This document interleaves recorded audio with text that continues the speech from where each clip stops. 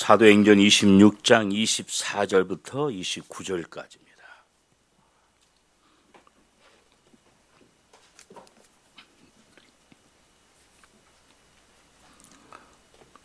신약성경 제성경으로 235페이지, 우리 24절부터 26장 24절부터 29절까지 우리 한 목소리로 함께 봉독하도록 하겠습니다. 바울이 이같이 변명하며 베스도가 크게 소리하여 가로되, 바울아 내가 미쳤도다. 내 많은 학문이 너를 미치게 한다 하니, 바울이 가로되, 베스도 각하여 내가 미친 것이 아니요 참되고 정신 차린 말을 하나이다.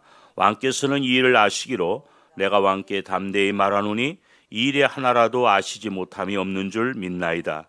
이 일은 한편 구석에서 행한 것이 아니로소이다. 아그리빠 왕이여, 선자를 믿으시나이까? 믿으시는 줄 아나이다.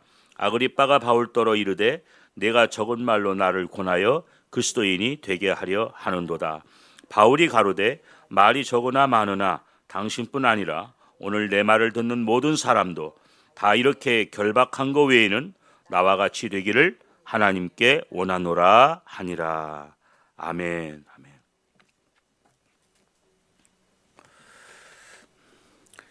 우리가 물론 바울이 죄인은 아닙니다마는 이렇게 결박돼서 자기를 심판하는 사람 앞에서 이렇게 담대하게 당당하게 얘기하는 장면을 우리가 한번 상상해 보세요.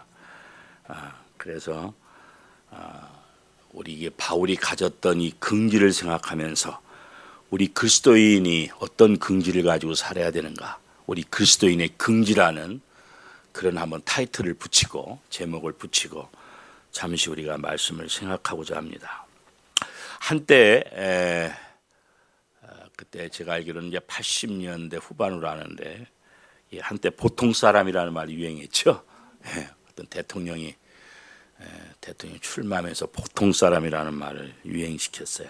보통 사람, 보통 인간이라는 말이 한때 유행했던 때가 있었습니다. 그러나 사실은 이 보통 사람이라고 하는 말은 최근 우리가 사용한 말이 아니고 독일의 철학자였던 하이데거가 쓴 책 이름이 다스맨이라고 하는, 독일어 발음으로는 다스만이죠. 다스만이라고 하는. 이게 이제 만은 우리 말로는 맨이고, 다스는 정관사, 더죠. 그 다스만이라는 그런 사람이라는 그런 글이 있습니다. 그 글 속에서 보통 사람들에 대해서 쭉 얘기를 하고 있는데, 이제 보통 사람들은 크게 세 가지 특징이 있다는 걸 그 책에서 소개를 합니다. 그러니까 세 가지 특징을 보통 사람들은 가지고 사는데, 그 첫째가 뭐냐? 이제 보통 사람 얘기하는 거예요. 첫째, 보통 사람들은 말하기 좋아한다. 평범해요. 우리 일상인 보통 사람들은 보통 말하기를 좋아하죠. 뭐 벙어리가 아닌 다음에는 다 말하기 좋아해요. 참 특히 중국 사람, 한국 사람들 얼마나 시끄러운지 몰라요. 식당에 가면 밥은 안 먹고 얘기만 하고 그냥 큰 소리로 그냥 말하러 왔는지 밥을 먹으러 왔는지 하여튼 거기다 또 술 한 잔 들어가면 또 얼마나 시끄러운지, 귀를 막고 식사를 해야 될 정도예요. 하여튼 말하기 좋아해요. 뭐 좋은 거죠. 만나서 서로 말하기 좋아. 두 번째, 호기심이 많다. 보통 사람 호기심이 많아요. 남의 일에도 얼마나 호기심이 많은지, 호기심이 많다. 보통 사람들. 세 번째는 애매하게 살아가는 존재다. 애매하게 살아가요. 분명하게 살지 못하고 확실하게 살지 못하고 애매하게 살아가요. 그게 보통 사람들의 특징이다 그랬어요. 애매하게 살아간다고 하는 것은 어떤 진리나 어떤 그 인생관이나 확고한 생애 목표 없이 하루하루를 그럭저럭 살아가는 거죠. 어떻게 보면 우리의 모습이 대부분 그렇지 않은가도 생각이 들어요. 매일 똑같이 다람쥐 쳇바퀴 돌듯이 특별한 거 없이 그렇게 살아가는 것 같아요. 대다수 사람들이 이렇게 살아가요. 모든 사람이 다 이런 건 아니고 대다수 보통 사람들이 이런 모습으로 살아간다. 뭐 철학자가 쓴 책이니까 다 근거가 있겠죠. 그냥 뭐 무작정 쓴 건 아닐 거예요. 깊이 연구하고 사색하고 조사하고 그리 해서 아마 이런 세 가지 특징을 내놓은 줄로 압니다. 그런데 우리 그리스도인은 이렇게 보통 사람으로만 살아가면 안 된다. 보통 인간으로만 살아가면 안 된다. 우리 그리스도인이 그저 모이면 속된 말로 수다 하나 떨고 이런저런 쓸데없는 말이나 잔뜩 하고 그리고 뭐 남의 일에 뭐 호기심이나 맨날 갖고 자기 일 않고 또 애매하게 그렇게 살아가면 되겠습니까?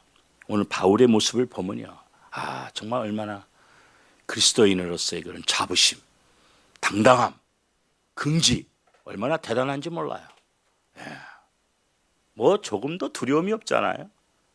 이게 우리 그리스도인이 가져야 할, 세상 살면서 가져야 할 그러한 모습이 돼야 되지 않겠나 생각을 합니다.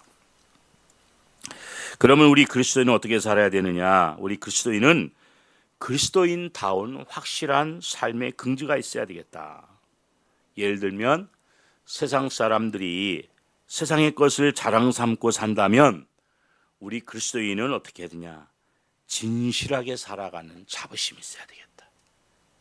세상 사람들이 뭐 부유를 자랑하고 명예를 자랑하고 뭐 인기를 자랑하고 뭐 자기의 소유를 자랑하고 살 때 우리가 거기에 기죽을 필요 없어요. 우리는 뭐야?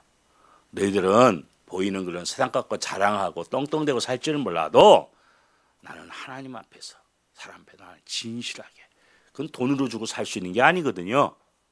나는 진실하게 살아. 우리 그리스도인은 적어도 부유하게 못 산다 할지라도 진실하게 사는 여기에 더 자부심 내지는 긍지가 있어야 되겠다. 또 세상 사람들이 세상의 권세와 명예를 자랑할 때 우리 그리스도인은 뭘 해야 되겠는가? 오히려 낮은 자리에서 섬길 줄 알고 섬기며 사는 그러한 모습에 더 긍지와 자부심을 가져야 되겠다. 세상 사람들은 높임받고 대접받고 인정받고 추앙받고 뭐 그런 걸 긍지로 삼고 살지 모르겠어요. 큰 소리 치고 사람 이끌고 다니면서. 그러나 우리는 그게 아니에요. 우리 주님이 하나님의 아들이지만 이 땅에 섬김 받으러 온 것이 아니라 분명히 섬기러 오셨다 그랬어요. 어느 정도까지 섬겼느냐? 자신을 다 내어주기까지 섬기셨어요.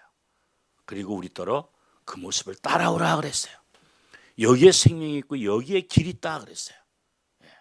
그렇기 때문에 우리는 주님과 같이 주님 앞에 서는 순간까지 남이 알아주든 못 알아주든 끝까지 섬김, 하나님이 주신 건강과 하나님이 주신 은혜를 우리가 섬기며 산다고 하는 게 얼마나 귀한 일이에요. 여기에 우리의 그리스도인은 적어도 이런 긍지와 이런 자부심이 있어야 되겠다. 세상 사람들이 매일같이 향락을 즐기고 그것을 오히려 자랑으로 삼을 때 우리는 뭐예요? 깨어서 기도하며 경건하게 살고 청렴하게 살아가는 그것을 자랑으로 여길 줄 아는 그런 긍지가 있어야 돼요. 우리 그리스도인은 이런 자부심, 이런 긍지가 정말 하나님 앞에서 필요한 거 아니겠느냐. 오늘 말씀 속에 나타난 사도 바울을 보면요, 그 사람의 신앙관, 그 사람의 인생관, 그 사람의 인생의 목표가 분명하게 나타나 있는 것을 우리가 볼 수가 있어요.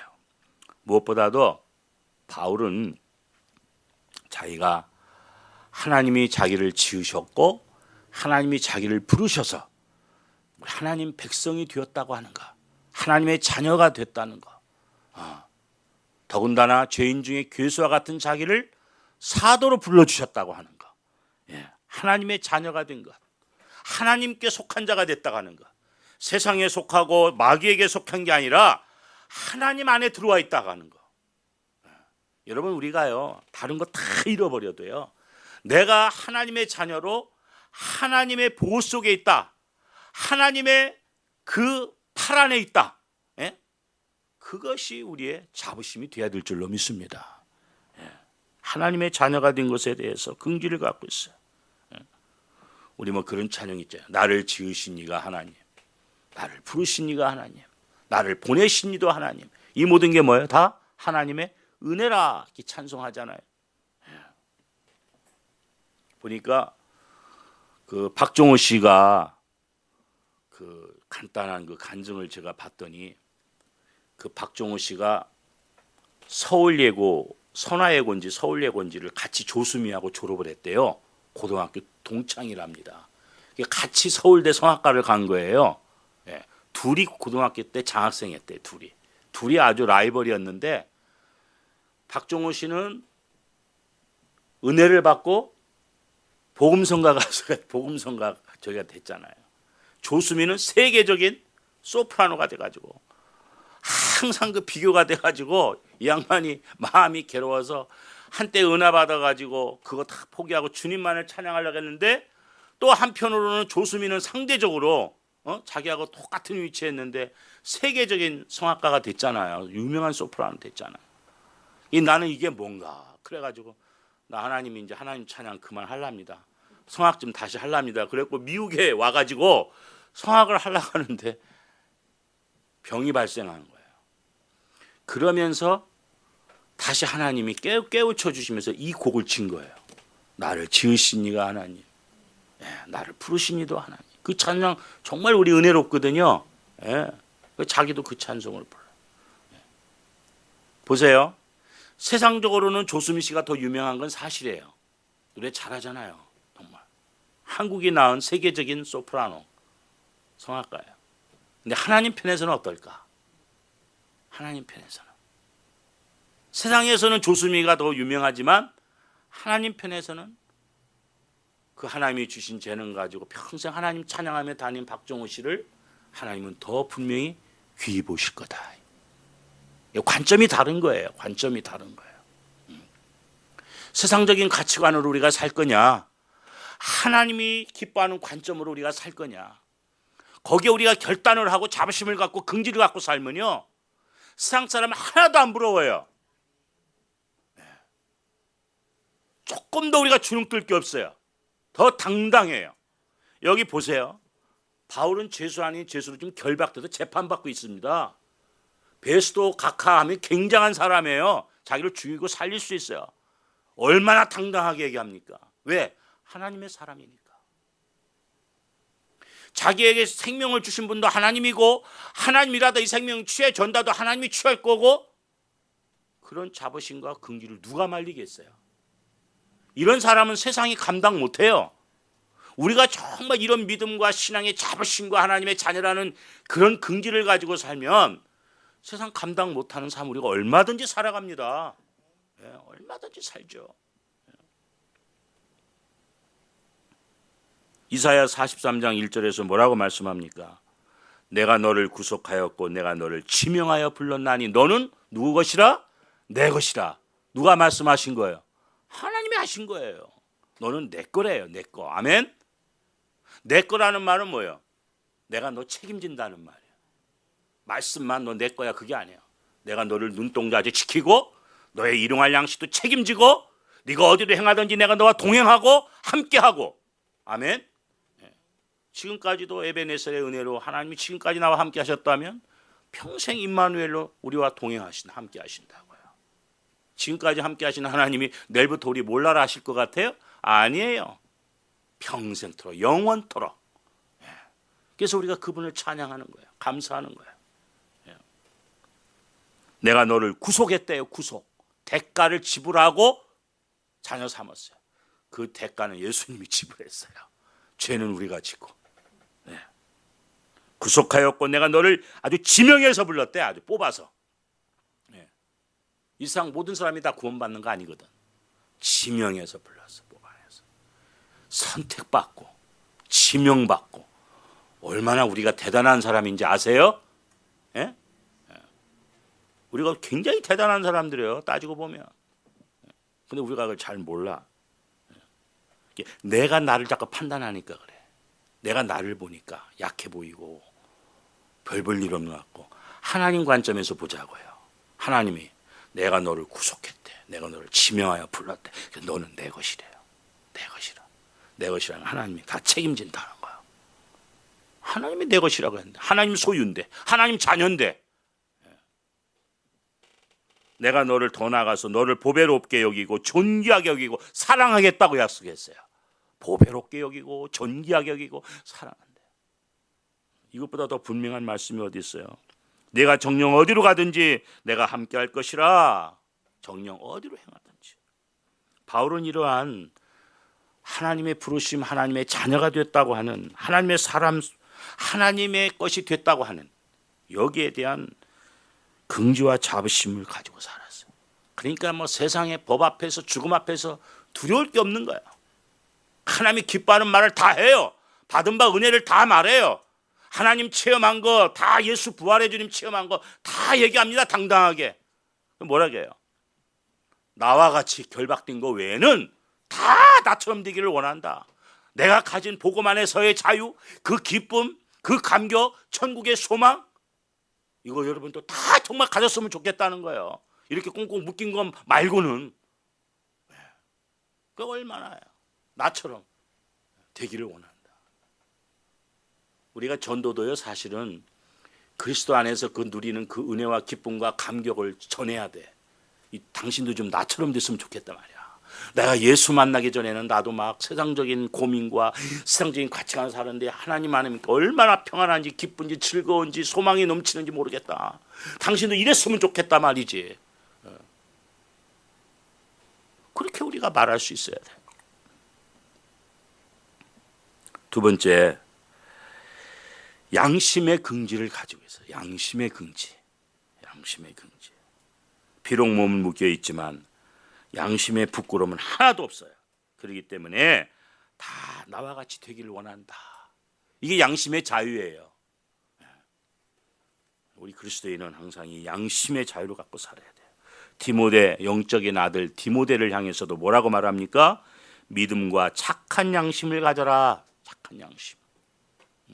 사실은 양심 자체가 좋은 건데, 착한 건데, 착한 마음인데, 요즘 양심 이상한 양심이 많아가지고 앞에다 착한, 그냥 뭐 기름도 기름 자체가 기름인데 뭐 순기름, 뭐 참기름, 진짜 참기름 막 이렇게 나가잖아요. 너무 가짜가 많아가지고, 너무 이상한 양심들이 많아가지고, 그래서 참된 양심을 가져라 강조하고 있어요. 이 양심이라고 하는 것은 하나님이 우리에게 주신 기준이요 잣대잖아요. 옛날에는 법 없어도 양심 갖고 다 살았어요. 요즘은 뭐 양심은 아예 뭐 없고 법 갖고도 안 돼 이제.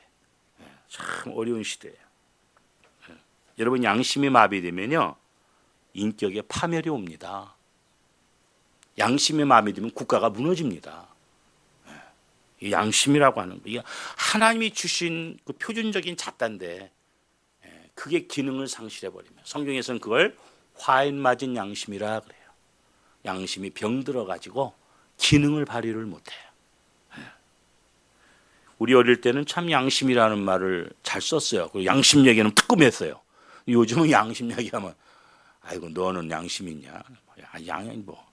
양심이라는 말 아예 요새는 하지도 않아. 법 얘기해도 뭐 무시하는데 되겠어요? 양심 얘기가 나오니까 하나 재밌는 좀 에피소드가 있는데요. 어느 부잣집에 개하고 닭을 키웠는데, 원래 개하고 닭은 하는 일이 뭐예요? 짖는 일이고 우는 일이 꼭 지서대는 거 아닙니까? 새벽이 되면 닭은 꼬껴 하고 새벽을 알려야 되고, 개는 또 낯선 사람 오면 짖어야 되잖아. 그런데 닭이 울지를 않는 거예요. 새벽이 돼도. 너 왜 안 우냐 하니까, 요즘 뭐 시계 다 있는데 뭐 알아서 다 깨는데 내가 뭐하러 힘들게 새벽마다 꼬껴 하고 목청 높여서 힘들게 할 게 뭐 있냐. 그건 맞는 말이에요. 걔한테 그럼 너는 왜 안 짖냐 그랬더니, 아이고 너는 낯선 사람하고 안 짖고 왜 안 짖냐 그랬더니, 아이고 우리 주인이 도둑인데 뭘 누굴 보고 짖냐.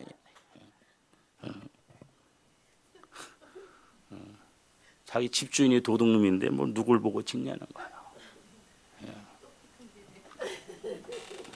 요즘은요, 그 이상한 사람들한테, 아주 못된 사람한테 개 같은 놈이라고 하면요 개가 화를 낸대요. 개 같은 놈. 개만 또 못한 놈 그래야지 왜 나한테 비유하냐는 거예요. 나는 적어도 주인한테 충실하고 정직하고 그런 질 나쁜 사람하고는 다르다는 거예요. 개도 생각이 있어요. 보는 게 있고. 개 같으다 하면 개가 기분 나빠한대요. 개만 또 못하다고 해야지. 그런 시대에 지금 우리가 살아요. 마지막으로 바울은 무엇보다도 가장 중요한 긍지가 뭐냐면 사명에 대한 긍지를 갖고 있어요. 사명. 우리 사람은요, 왜 이 땅에 왔느냐? 사명 때문에 왔어요. 왜 죽느냐? 사명 때문에 죽는 거예요. 사명 때문에 태어났고 이 땅에 왔고 사명 때문에 죽는 게 우리 사람이에요. 특히 우리 그리스도인, 하나님의 사람인 줄로 믿습니다. 언젠가 한번 말씀드렸는지 몰라요. 이제 산상수훈에 보면 그 마태복음 6장에 보면 우리의 의식주 문제 때문에 우리가 걱정하지 말라고 주님이 말씀하잖아요. 그러면 이제 들에 궁중에 새를 봐라, 들에 꽃을 봐라 말씀하세요. 우리는 이제 항상 그 의식주 삶을 신경 써요. 그렇잖아요. 당장 필요하니까. 우리는 그렇게 하나님 앞에 그렇게 기도해요. 하나님, 의식주 문제가 해결돼야 내가 살 수 있는 거 아닙니까? 내가 살아야 주일도 하는 거 아닙니까? 맞아요, 틀려요? 맞잖아요. 우리 입장에서. 근데 하나님은 또 이렇게 거꾸로 질문해요. 야, 내가 너를 땅에 보낸 건 분명히 사명이 있어 보냈는데 네가 한번 사명 따라 살아봐라. 너 사명이 있는 한 생명이 있고 생명이 있는 한 의식주는 따라간다. 어떤 말이 더 맞는 것 같아요. 사람 편에서는 앞에 말한 게 맞고 하나님 편에서는 두 번째 말한 게 맞는데 어떤 게 맞겠냐고요. 우리를 먼저 아시고 지으신 분이 하나님이고 보내신 분이 하나님이니까 하나님이 더 정확하시겠죠. 우리는 자꾸 이렇게 거꾸로 올라가. 밑에서부터 육의 문제를 해결해야 영적인 거 한다고 그래. 근데 하나님은 아니에요. 연역적으로 내려와요. 위에서 내려와. 너 내 형상으로 지음받고 땅에 분명히 뜻이 있어 보냈는데 그거 쫓아 살아봐. 그래서 성경의 마지막에 너희는 먼저 그 나라 그 일을 구하라는 거예요. 의식주부터 먼저 걱정하지 말고 그 나라 그 사명을 따라 먼저 살아봐라 그 얘기예요. 우리 뭐 이렇게 살아도 죽고 저렇게 살아도 죽는 거 한번 사명 따라 살아봅시다. 의식주 걱정해도 맨날 힘들고 이왕이면 한번 뒤집어서 살아보자고. 사명 따라. 이래도 한평생 저래도 한평생 뭐 어차피 다 부자도 가다 먹고 살다 죽고 가난한 사람도 살다 죽는 건데 사명 따라 한번 하나님 말씀대로 성경 말씀대로 분명히 우리가 의식주를 걱정해서 염려하는 걸 하나님이 아세요. 주님이 아세요. 그러니까 뭘 먹을까 염려하지 마라. 뭐 입을까 걱정하지 마. 왜 우리가 늘 그렇게 하니까 아시니까 말하는 거예요. 그러면서 예를 들어요. 궁중에 새 들에 꽃 다 얘기하세요. 그러면서 마지막 결론이 그런데 먼저 그 나라와 그 일을 구해봐라. 그 나라 그 일을 구하는 거. 우리가 첫 번째 하는 일이 하나님의 뜻을 묻고 기도하는 거 아니겠어요? 엎드려서 뜻을 묻고 기도하다 보면 하나님이 내 갈 길 인도하시고 필요하면 보여주시고 필요하면 들려주시고 필요하면 깨우쳐주시고 필요하시면 보게 하시고 그렇게 해서 하나님의 길을 가게 해요. 우리는 이 땅에 우리의 선조들을 믿음의 선조들을 보면 성경에 나타난 인물들도 그렇고 우리 신앙의 선배들 보면요 다 땅에서는 고난의 길을 갔어요. 우리가 그 길을 가는 게 정상이에요. 주님도 그 길을 가셨고 근데 땅의 것도 다 갖고 천국도 가야 되겠고 그건 아니잖아요. 우리가 천국에 밭에 감추인 보화를 발견한 사람 얘기 알잖아요. 천국의 비유. 이 복음서에 보면 그 천국에 대한 비유가 많아요. 하나님 나라에 대한. 거기 보면 어떤 사람이 밭일을 하다가 근데 그 사람은 자기 밭이 아니야. 옛날에는 밭주인이 있고 또 그 밭을 이렇게 대여하면 농사져 가지고 반반 나눠요. 풍습이. 그렇잖아요. 우리 한국도 그런 거 있잖아요. 근데 밭을 일구다 보니까 뭐가 철렁하고 뭐 이렇게 상자 소리가 나는데 열어보니까 그 안에 보화가 있어. 금은 막 돈이 있어요. 이 사람이 요거를 꺼내면 자기께 다 안 돼. 반반 나누든지 그 당시에 법으로 결정된 것 일부만 갖게 돼. 그러니까 이 사람이 머리를 쓰는 거예요. 남의 밭을 일구는 사람이 부자겠어, 가난했겠어요? 되게 가난하죠. 그랬더니 그걸 그대로 묻어놓고 딱 자기만 표시해놓고 자기 집에 있는 걸 갖다 이제 파는 거예요. 그걸 살라고. 한 마리 있는 송아지도 팔고 하다못해 안 되면 막 수저 밥그릇까지 다 그냥 팔아가지고. 근데 그 사람 남의 보면 미친 사람 같지만 자기는 그거 알잖아. 그 비밀을 알잖아요. 자기는 그러면서도 기쁜 거야. 딴 사람들은 다 정신 나가고 미쳤다고 하는데 자기는 기쁜 거야. 그걸 아니까. 그게 예수 믿는 사람의 모습이에요. 그게 천국을 정말 알고 소유한 사람, 소망하는 사람의 모습이라 그 말이에요.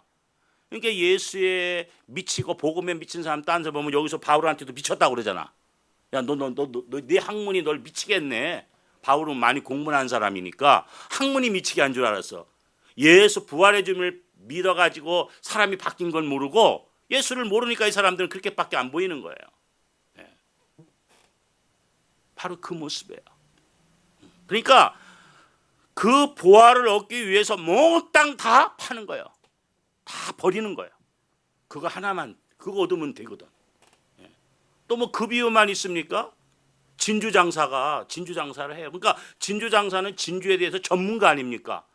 그러니까 딱 보면 알아. 이게 세상에서 하나 두 개밖에 없는 진주인지 흔한 진주인지 가짜인지 진짜인지 다 알아. 막 진주 장사를 하다 보니까 와, 이거는 세상에 하나 있을까 말까 진주를 발견한 거야. 그러니까 몽땅 나머지 진주 다 팔아가지고 그거 하나 사는 거예요. 그게 얼마나 가치 있는 걸 알기 때문에. 그게 우리가 천국을 얻는 자의 모습이다 그 말이에요.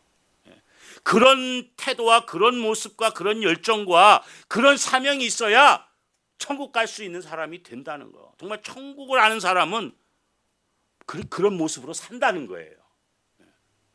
그런 모습으로 못 살 때는 정말 내가 천국의 기쁨이 있는 사람인가 한번 한번 자기를 돌아봐야 되겠죠. 바울은 또 이뿐입니까? 사도행전 20장 24절에 보면 나의 달려갈 길과 주 예수께 받은 사명 곧 하나님의 은혜의 복음을 증거하는 일을 마치려 하면은 나의 생명을 조금 더 귀한 것으로 여기지 아니하노라. 아주 중요한 고백을 했어요. 어떤 목사님은 자기 일평생 목회에 하나의 모토가 바로 이 말씀이야. 사도행전 20장 24절 나의 달려갈 길과 한번 찾으십시다. 아시지만 한번 찾아봅시다. 바울이 어떤 신앙의 모토로 살았는지 사도행전 20장 24절 다 같이 읽습니다. 시작. 나의 달려갈 길과 주 예수께 받은 사명 곧 하나님의 은혜의 복음을 증거하는 일을 마치려 하면은 나의 생명을 조금 더 귀한 것으로 여기지 아니하노라. 그 사명을 위해서는 목숨도 아깝지 않다는 거예요. 목숨도 아깝지 않다. 복음 증거를 위해서 내 생명도 기꺼이 버리겠다고 말하는 거죠. 우리 복음을 전한다는 것은요, 우리 그리스도인에게는 가장 자랑스러운 것이고 가장 중요한 사명입니다. 그래서 우리는 아직도 우리 주변에 주님을 영접하지 않은 사람들, 주님을 믿고 교회를 다니다가 또 실족해서 세상으로 또 대마처럼 간 사람들, 다 우리가 복음을 증거해요. 이 하나님이 가장 기뻐하는 일이에요. 이래서 한 영혼이 주께로 돌아오면 천국에서는 잔치가 벌어져. 막 음악이 퍼져가요. 너무 기뻐서. 목자가 잃은 양 한 마리를 찾고 와서는 신나가지고 잔치를 하잖아요. 오늘 우리가 바울이 베스도 앞에서 묶인 채로 변론하는 그 신앙의 변론, 그의 담대함, 그의 자부심, 그의 긍지, 그것이 오늘 우리의 긍지가 되고 우리 그리스도인의 모두의 긍지가 되어야 될 줄로 믿습니다.